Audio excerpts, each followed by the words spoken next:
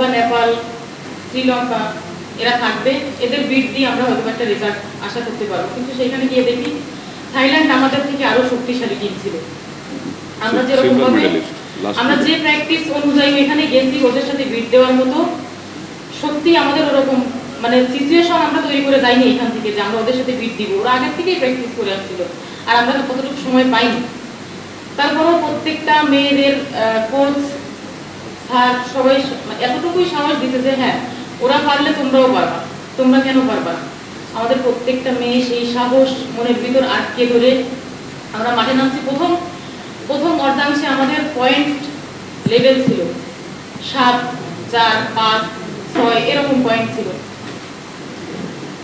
পরে সবাই এক হয়ে কথাবার্তা বলে আমরা মনের ভিতরে একটা জিদ এনে তারপরে সবাই এত সুন্দর খেলছে থাইল্যান্ডের সাথে। খেলার পর আমরা টিমটা বের করে আনতে পারছি।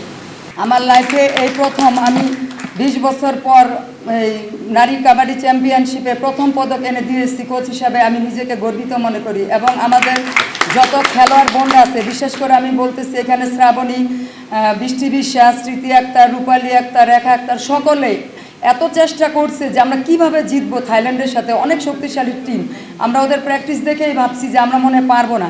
তারপরও মেয়েদেরকে সাহস দিচ্ছে। সোহাগ নিয়াজ স্যার বলছে না তোমরা ইনশাল্লাহ পারবা, খেলো। কোচ হিসাবে আমিও ওদেরকে সাহস দিয়েছি যে না আমাদের একটা দেশের জন্য পদক যেভাবে নিয়ে যাইতেই হবে, তোমরা অনেক ঠান্ডা মাথায় খেলবা। আমাদের গেম প্ল্যানিংটা অনেক সুন্দর ছিল যে এইভাবে খেলবা, ইনশাল্লাহ আমরা পদক নিয়ে দেশে ফিরে যাব। মেয়েরা কথা শুনেছে এবং অনেক ভালো কাজ করেছে। আমি ক্রীড়া মন্ত্রণালয়কেও একটা কথাই বলতে চাই, আমাদের দেশে আসলে আর্থিক সমস্যাটা অনেক বেশি, তারপরেও যদি এই মেয়েদেরকে কিছু আর্থিক সাহায্য দেওয়া হয় এরা আরও ভালো খেলবে। যেমন ফুটবল, ক্রিকেট, বাংলাদেশে আমাদের জাতীয় খেলা কাবাডি, আসলে সেই রকম প্রচারণা। তবে সোহাগ ভাই আসার পর থেকে আমি মনে করতেছি যে কাবাডিটা সব জায়গায় ছড়িয়ে যাবে। আপনারা দেখেছেন যে এই কিছুদিন আগে একটা টুর্নামেন্ট হয়ে গেছে 18 বছর বয়সী ছেলে মেয়েদের নিয়ে, সেখান থেকেও 50 জন করে প্লেয়ার বাছাই করা হয়েছে। ভবিষ্যতে ওরাও আমাদের জাতীয় দলের জন্য খেলবে। থাইল্যান্ডের সঙ্গে যেদিন খেলাটা ছিল এটা অভূতপূর্ব। আপনারা বেশ একটা ভালো দিন এই দিন আমাদের জন্য। থাইল্যান্ডকে আমরা পরাজিত করে আমাদের এই বিজয়টা নিশ্চিত করা হয়। যেহেতু এটা জার্নিটার প্রথম একটা শুরু আমাদের, আমরা ইতিমধ্যে আন্তর্জাতিকভাবে এভাবে কম্পিটিশান করে কোনো পদক কাবাডিতে আনতে পারিনি। এটা হচ্ছে প্রথম যেটা আপনারা করেছেন, এটা অসাধারণ অর্জন। আমাদের মাননীয় উপদেষ্টা মহোদয় অত্যন্ত খুশি হয়েছেন।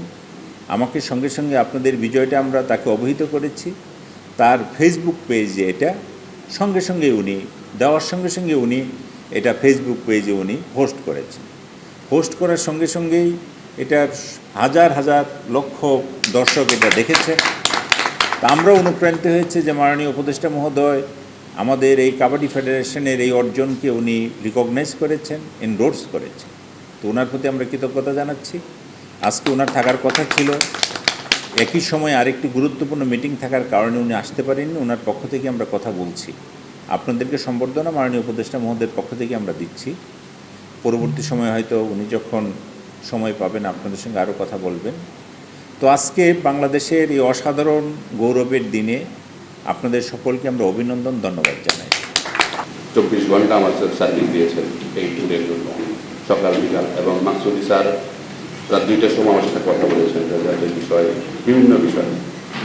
কৃতজ্ঞতা প্রকাশ করছি বাংলাদেশ কাবাডি ফেডারেশন, এই জাতীয় ক্রীড়া পরিষদ, যুব ক্রীড়া মন্ত্রণালয়, সর্বোপরি প্রিন্ট ও মিডিয়া ভাই ও বোনদেরকে যেভাবে আমাদেরকে গত 2 মাস যাবৎ সার্ভিস দিচ্ছেন একটি টুর্নামেন্টকে বেস করে।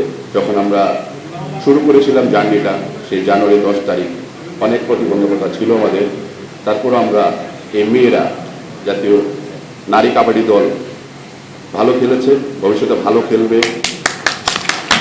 আউটস্ট্যান্ডিং পারফরমেন্স করেছে।